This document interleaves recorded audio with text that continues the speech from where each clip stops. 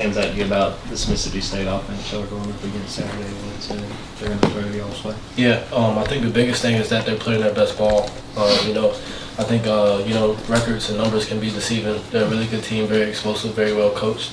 They're coming off a bye week, and I think their last 2 games they played their best ball. So they're coming into this week with a really good head of steam. So I think you got to watch out for a team. Like I said, they're really explosive, very well coached, and then they got a good way of going for them.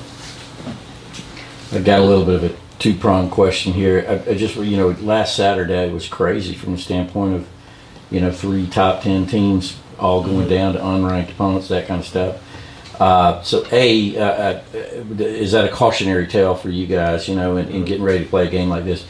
B, though, I was curious, like as players, you finally get done, your game's over, and you're with your family or whatever. Do you like watch with intrigue that kind of stuff? Like I want to see what happened in that Alabama Vandy game. You watch Sports Center highlight shows and that kind of stuff to kind of see what happened on every Saturday. Yeah, I think it's always good to play an early game because you can go watch the games that's going on. I think after the game I had got home and I rewatched it just because I wanted to see what was going on and what had happened. And I rewatched a bunch of other games too. It's funny to watch it because I can't really watch it as a fan anymore. It's kind of like I'm dissecting film all the time. Yeah. But it's really cool just to sit back and watch it. And then, it's you never want to underestimate anybody. Any team can win on any given Saturday, any given weekend. And I think if you come out with the right mindset and attack it, with the same mindset as you do every week, I think the rest will take care of itself.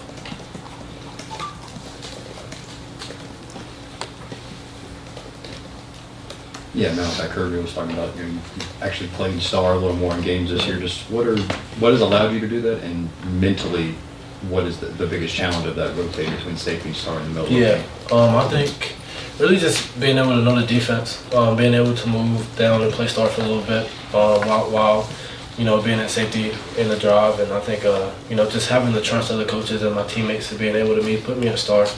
I think that's huge, and I think the biggest thing is just kind of when I'm at stars, I gotta think about it's kind of self-centered. I just gotta think about star. Sometimes I'll catch myself thinking about safety and it messes me up while I'm at star. Because when I'm at star, I might have the same job, but just in a different area while I'm at safety. So just kind of really thinking about where I'm at, being where my feet are. I think that's the biggest challenge. I guess just to follow up on that, how far do you think you've come so far this year in worrying about only star versus worrying about safety? Yeah, I think I've improved a lot. I think when you look at it, going back to a fall camp, I got a few reps and stuff, but I was really had to think about what I was doing, and then during the game it was a 3rd down and they threw me in there last second, and I just kind of didn't even think about it. Just kind of happened. So I think it's kind of become a second nature for me.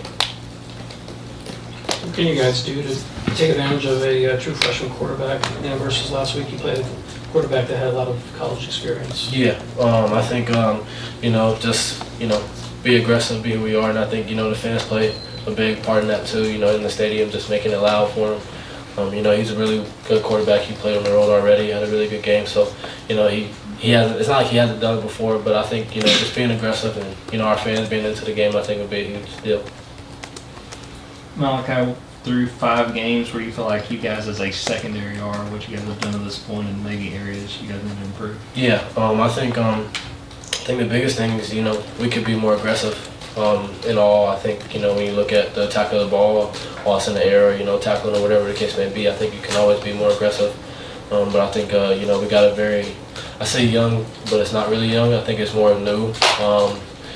Considering the guys that left last year in secondary, just all of us playing together, just kind of gelling. I think that's the biggest thing we found, like a gel that we mesh very well together. So just really kind of combining those two and just going out there and being who we are. Yeah, how have you guys tried to go about improving as a tackling team? Because I know that's obviously been a concern you've had so far. Yeah, I think the biggest thing is just during the week getting a good thuds in during practice. You have to be able to practice well to play well, and I think that's the biggest thing. Is just kind of putting more emphasis on it during practice. Whether it's getting a good thud, getting a good sideline tackle, whatever the case may be, putting yourself in hard situations so in the game is pretty easy. We have another from Malaki. Did Kirby address to you, not specifics of Kobe Young's situation, but about off-field behavior? Yeah, it's a big thing that we harp on a lot, and I'm praying for him. I can't really say much about it, but they talk about it all the time, and we have guest speakers. The guys we have in the locker room, they're amazing. So, I think like I said, I'm praying for him, and I wish the best. Anything else from Malaki?